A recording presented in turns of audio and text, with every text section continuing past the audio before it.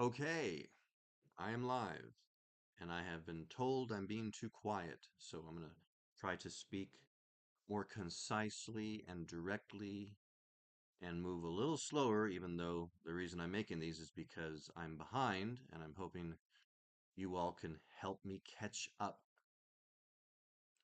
So we are continuing to draw the site plan that I started yesterday. I'm going to take off the snap so I can draw this building, its outline, and it's got to be within the property line. They usually touch the property line, but that's good enough. Now I've got to draw parking. I don't want those to be thick lines, so I go back to 0. And most parking spaces, now these are these double spaces. I'm going to call it 9 inches wide. Okay, it looks too small. 12 by 18 feet.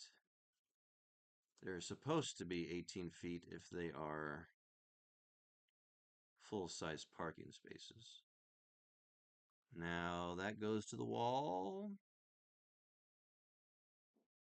which actually that's the building behind. Okay, so it could be considered 18. So I'm going to copy, paste. Now, as far as I remember, we hit the snap on. If you snap to the middle, they're supposed to be 9 feet wide from center. So we put 9 feet, enter, and as you can see, it's too far over. So Control Z to undo. They could be 8 feet. Okay, no. So it looks like it's going to be 7.5 feet, which is a compact space, but it also means that this is not 18 feet, it's 15. So 15 feet. Why is this other one still there? Interesting. So, oh, because, okay. That was the duplicate one I was trying to draw. So we draw over that. And then we're going to go over 7.5 feet, 7.5 feet. And that's about correct. So that's what it looks like. Copy, paste. Looks like these are compact spaces. And then another 7.5 feet. Mm.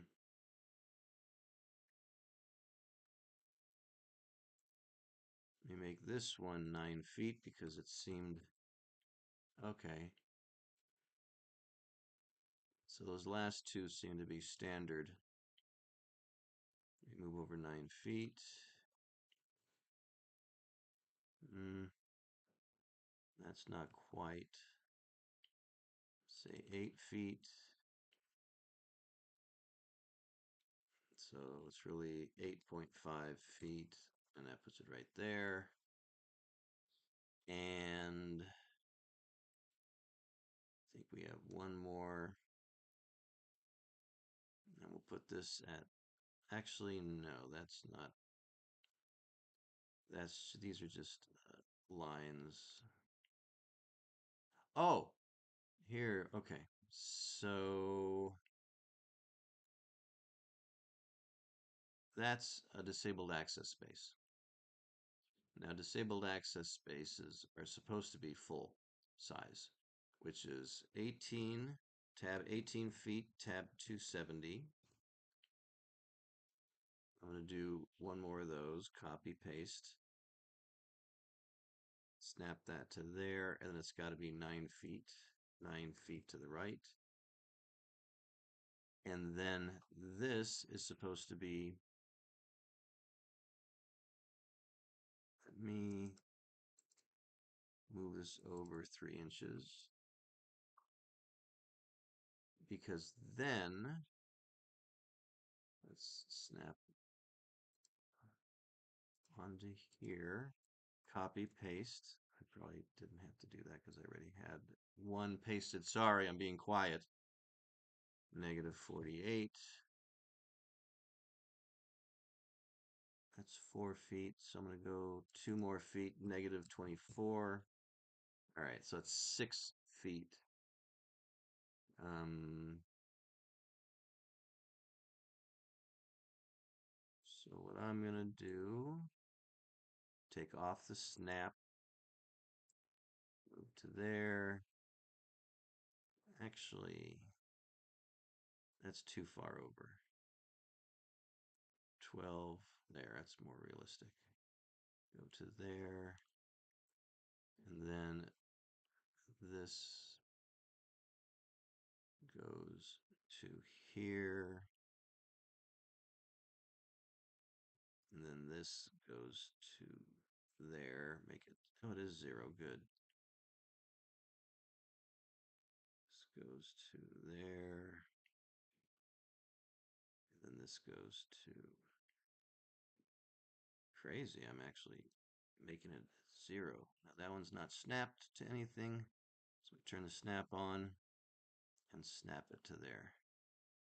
Now what I could do, since that's supposed to be patterned, I can grab that, snaps on, so I can snap to the corners with this, whatever the hell the tool this is.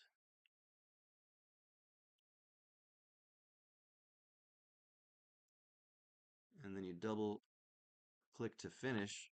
But now I've got a polyline that you can put a pattern in. And that's parking there. I think we want to add one more of these. Let me see. Copy, paste. The reason I did the other one was because when it has a snap on it, it won't always copy right where you're at. I'm going to make this negative 7.5 feet, and that's about right. Okay. So there's parking there. And then I'm going to highlight this. Hey, copy.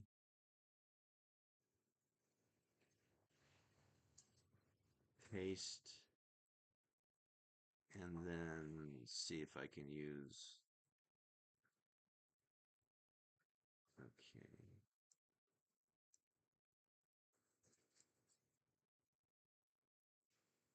Now these are spaced very strangely. Click up here, highlight these, and move this over. So those seem to be okay. Actually, this one, that seems to be here. So I'm going to drag this over a little bit. Oops, wrong. I'm trying to grab it to where it gives me. Let me just change the snap, and then I can grab this. And copy, paste. Wow, shit. Went all the way out there. But at least it actually took me to where it was. That doesn't happen usually. Usually you have to go find it.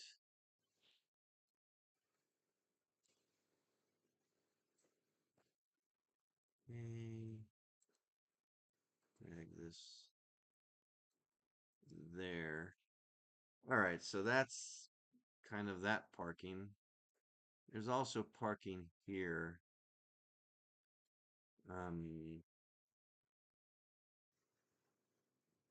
There's handicap. I don't know if that's official. So, I'm just going to hit Control S to save. Got this crosshatch because this is a tenant improvement. These are gas canopies, so let's call them what they are. Make this 48. Island canopy.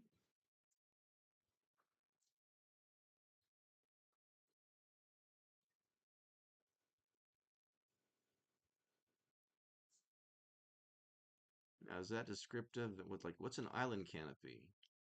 Um,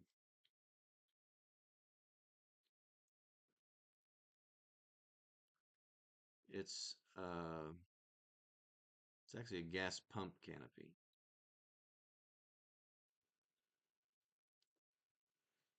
Gas pump canopy.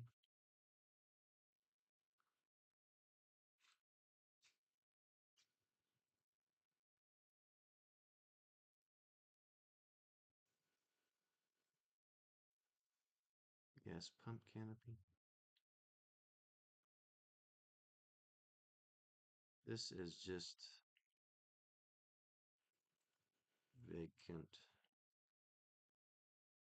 retail space.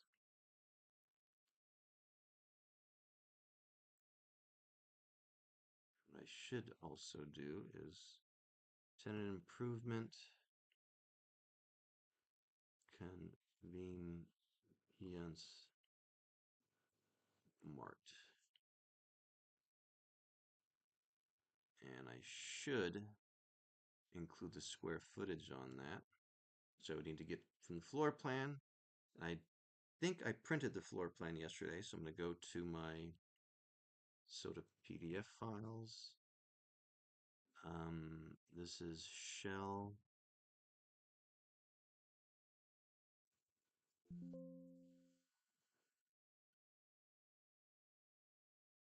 Maybe I didn't print it. Oh, of course I didn't print it because I don't know it yet. But since I made this,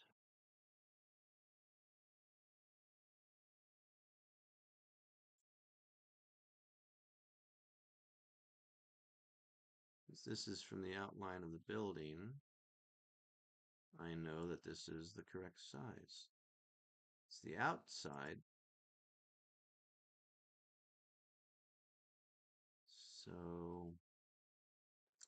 it's 1419 square feet. I probably shouldn't use that. Let me open up shell floor.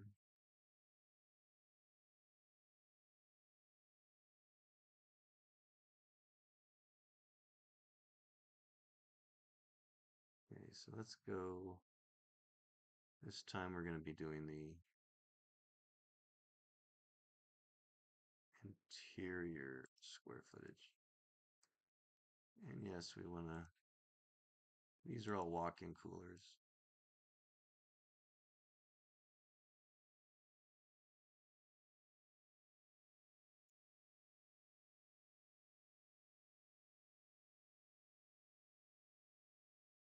Yeah, oh, that office looks bigger than it was. Okay, we're just going to go straight up to here, here,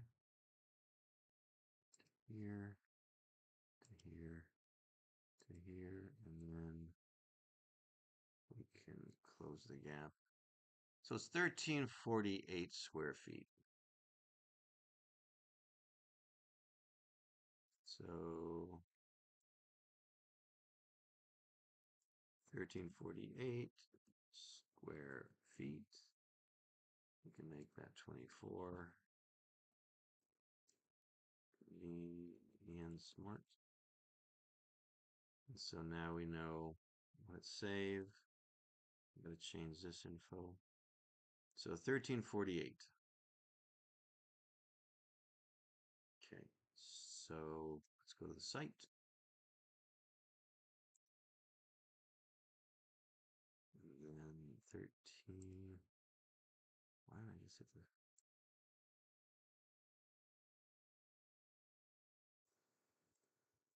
1348 square feet? Convenience market. So there's that.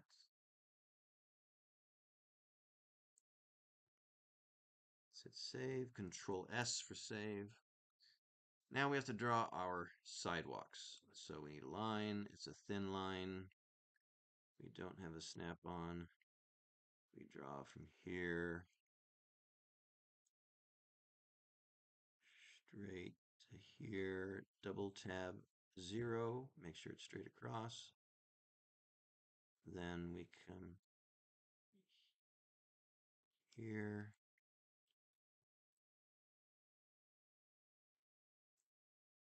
Come down to here, double tab 270, straight down. We go grab this squiggly line, we draw a squiggly line, it evens out, and that's how we tell the people looking at it that the sidewalk continues. This one I'm actually going to not do a squiggly line because I'm going to go from property line up to here, double tab 90 straight up, and then use the arc tool on a straight line because I'm going to connect that to that and then arc it, and that's a sidewalk. And we have to label it sidewalk. And we label it over here too. Sidewalk. Click spacebar, choose it, rotate it 90 so it's facing to the right, and sidewalk. And then Control S to save. So that's good so far. We're showing that the sidewalk continues that way. Okay, see these arrows?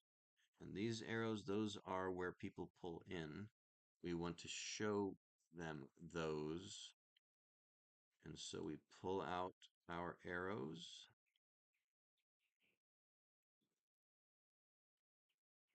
This one we turn 180.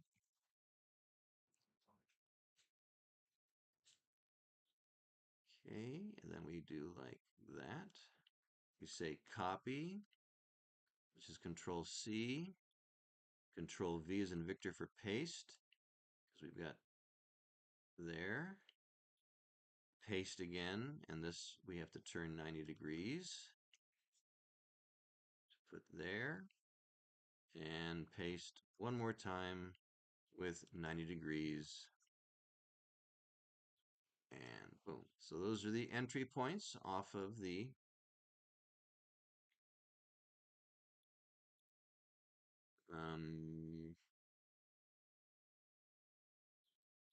for cars. What I normally do is add driveway markers. But let me see, Control S.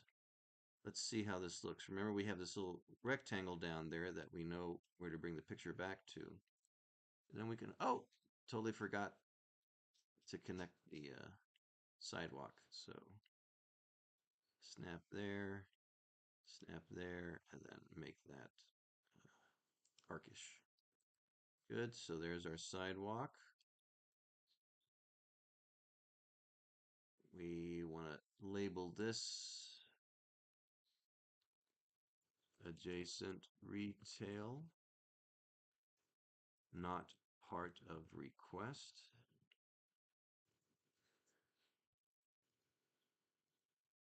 But it is on a lot, so it's owned by the property owner. We want to name this Laurel Canyon Boulevard.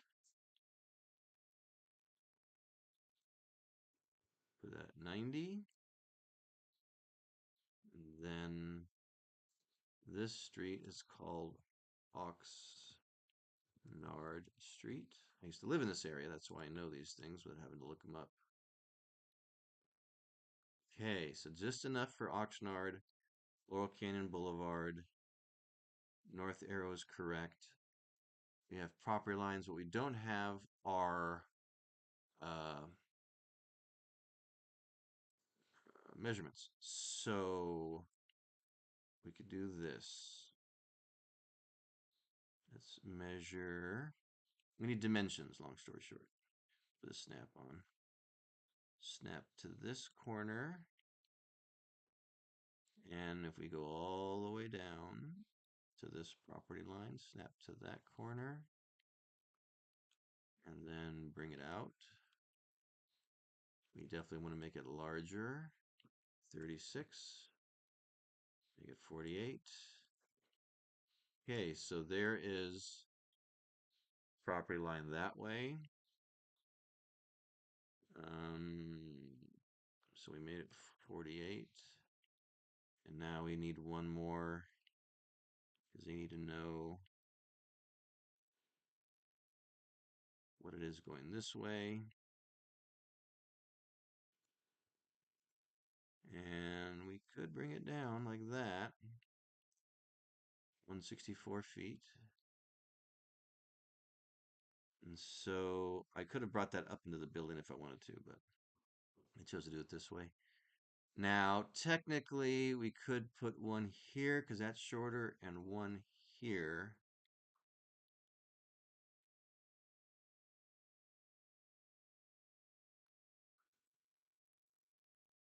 That's if we want to be anal about it.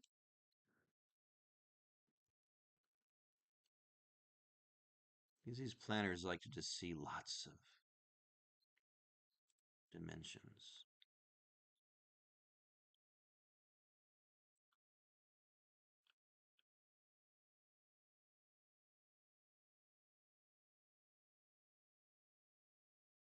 Find out where to put the dimensions so it's not on top of things.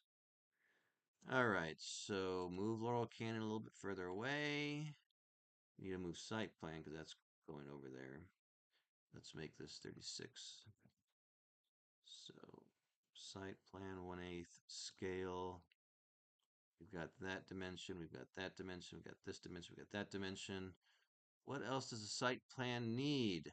See, it shows where cars come in. Gas pump canopy. We have our legal description, which we need to move just a little bit. It's not there. Maybe we should see what lots are what. So let me go to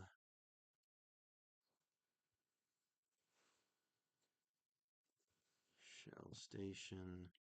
I want to look at the satellite view because 33, 34, 35. Those are the lots. And since we have lots 33, 34, 35, I'm going to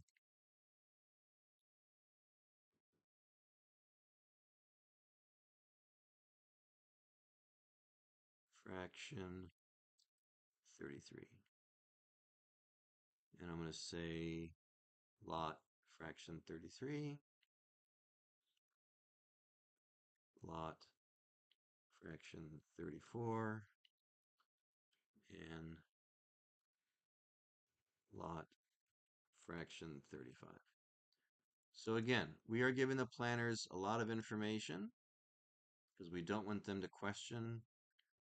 So we have an APN, we have all the lots. Now they know which lots are which. Just to make it somewhat uniform, have these kind of in a row.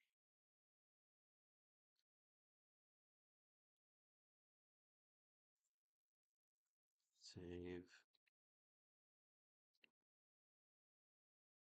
I know I need to put the applicant information, but North Arrow Streets, property lines, dimensions, scale, legal description for site plan. I need, we have to do a summary table, which we'll probably end up putting somewhere here. So for now, this is done. We're going to come back to this in a moment because I have to build the summary table over with the floor plan. So I think I've saved